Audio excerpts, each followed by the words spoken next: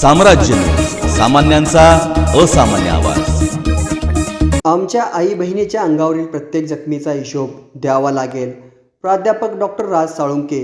मराठा समाजाला आपल्या भावी पिढीला सुरक्षित ठेवायचं असेल, आपले हक्क आणि अधिकार अबाधित ठेवायचे असेल तर मराठा आरक्षणाची आज नितांत गरज आहे।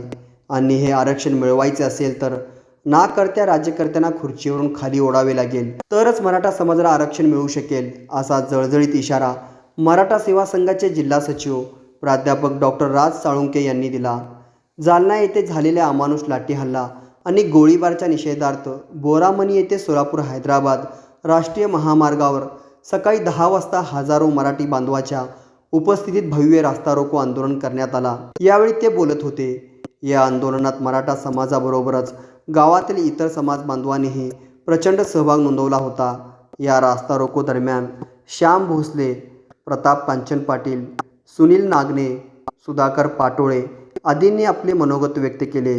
भावना समजून घेण्यासाठी, या समाजाचे प्रश्न समजून घेण्यासाठी स्वतः शिंदे जाऊ शकत नाहीयेत, स्वतः अजित पवार जाऊ शकत नाहीयेत, किंवा मराठा समाजातील एक मंत्री जाऊ शकत नाही, प्रमुख महाजन जाऊ शकतोय। यावरून मराठा समाजाने आज एक गोष्ट लक्षात घेण्याची नितांत गरज आहे। 300 वर्षापूर्वी छत्रपती शिवाजी महाराजांचं राज्य चालू होतं, त्यावेळेच्या अनाजी पंतांच्या गोष्टी चालत होत्या, त्याच गोष्टी आज पुन्हा फडणवीसांच्या माध्यमात चालू आहेत।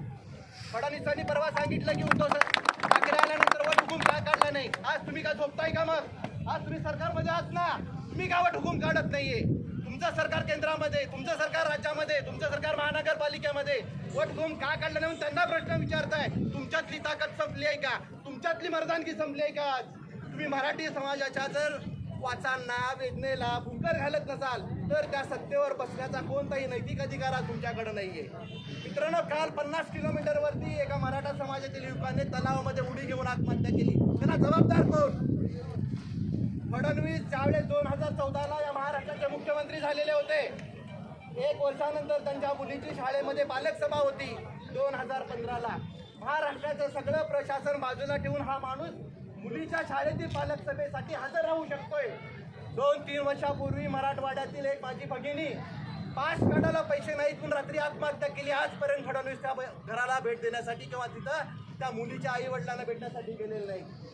हा जो काही महाराष्ट्रातील मराठा समाजावरती अन्याय चाललेला आहे, मराठा समाजांच्या वेदनेवरती पाय ठेवून पुढे जाण्याचा प्रकार चाललेला आहे, या गोष्टी संपवायच्या असतील, तुम्हाला तुमचा अधिकार मिळवायचा असेल, तुम्हाला जर तुमच्या भावना सगळ्या जागृत ठेवायचं असेल, तुमचं कुटुंब येणाऱ्या पुढील भावी आयुष्यामध्ये व्यवस्थित जगायचं असेल, अशी नालायक कृत्य असलेली लोक खुर्चीवरून खाली करण्याचं काम अगोदर तुम्ही केलं पाहिजे।